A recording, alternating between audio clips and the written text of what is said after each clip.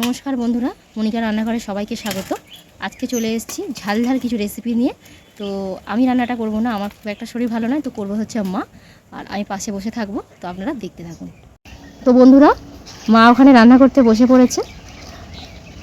কাটি মাছ আর আলু পেঁয়াজ আমড়া দিয়ে মোরলা মাছ দিয়ে ঝাল।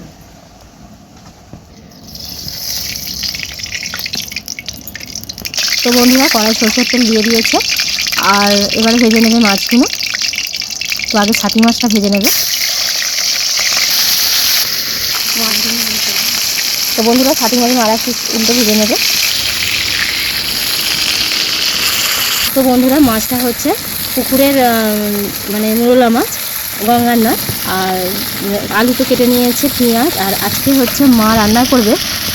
আপনারা হয়তো সবাই মাছের ঝাল হয়তো টমেটম বা অনেক কিছু দিয়ে খেয়েছেন, আর আজকে মা রান্না করবে হচ্ছে আমড়া দিয়ে মাছের ঝাল। তো আপনারা অবশ্যই দেখতে থাকবেন কীভাবে মা রান্নাটা করে।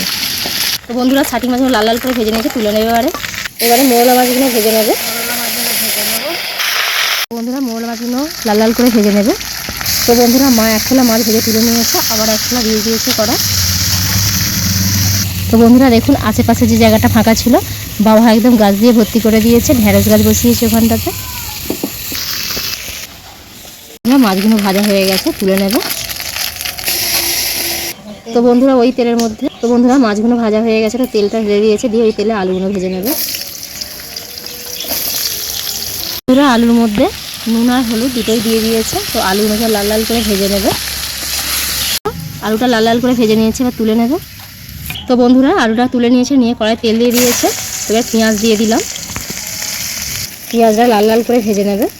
তো বন্ধুরা, পেঁয়াজটা লাল লাল করে ভাজা হয়ে গেছে, এবার দিয়েছে আদা রসুন বাটা, দিয়েছি মশলাটা ভালো করে কষিয়ে নেবে। বন্ধুরা, আদা রসুনটা ভেজে নিচ্ছে পেঁয়াজের সাথে, আর হলুদ লঙ্কা গুঁড়ো আর নুন দিয়ে দিয়েছে ওখানে। তো মা ওখানে একটু পেস্ট করে নেবে, জল দিয়ে গুলে নেবে, এটা দিয়ে দেবে ওর উপরে। তো বন্ধুরা, মশলাটা ভালো করে কষিয়ে নেবে। তো বন্ধুরা, মশলাটা যতক্ষণ না তেল ছেড়ে যাচ্ছে ততক্ষণ মা মশলাটা কষিয়ে নেবে ভালো করে। মশলাটা ভালোভাবে কষানো হয়ে গেছে, তো আলুটা দিয়ে দেবে, আলুটা দিয়ে ভালো করে কষিয়ে নেবে। তো বন্ধুরা, আমড়াটা এখন দিলে হবে না, আলুটা মানে সিদ্ধ হবে না, কাঁচা কাঁচা ভাব থাকবে, তো তার জন্য এখন আমড়াটা দেওয়া যাবে না। আমড়াই বলুন বা কাঁচা টমেটম বলুন, তো মানে প্রথমেই দিলে খুব আলু ভালো সিদ্ধ হয় না। তো বন্ধুরা, মশলার সাথে ভালো করে কষিয়ে নিয়েছে, এবারে জলটা দিয়ে দেবে। তো বন্ধুরা, তো এখানে জল দিয়ে দিয়েছে, এবার এটা চাপা দিয়ে সিদ্ধ হতে দেবে, তরকারিটা ফুটতে দেবে। বন্ধুরা, হঠাৎ রান্না করতে করতে বৃষ্টি চলে এসেছে। তো বন্ধুরা, ঢাকাটা খুলে দিয়েছে, তো এবারে ভেজে রাখা কাঁচা আমড়াটা দিয়ে দেবে ঝোলের মধ্যে, তো দিয়ে এবারে ফুটতে দেবে। তো বন্ধুরা, ভেজে থাকা মাছটা দিয়ে দেবে।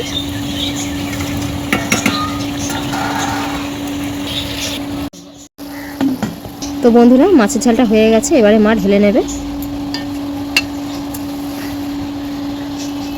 তো দেখুন, একদম আমড়া দিয়ে মাছের ঝাল একদম সুন্দর সুন্দর রেডি।